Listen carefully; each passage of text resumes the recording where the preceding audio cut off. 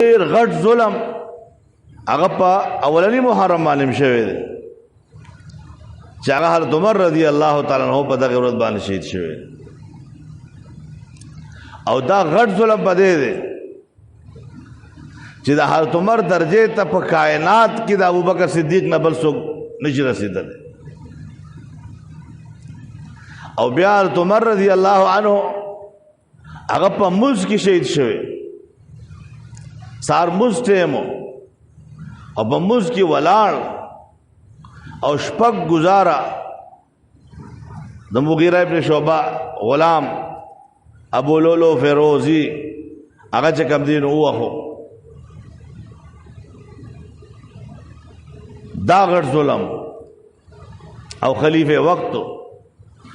22.5 لاکھ مربع میل باندې حکومت او دا سی فاتح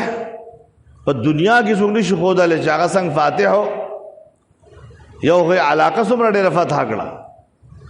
دویم دا چې ظلم نه دی کړی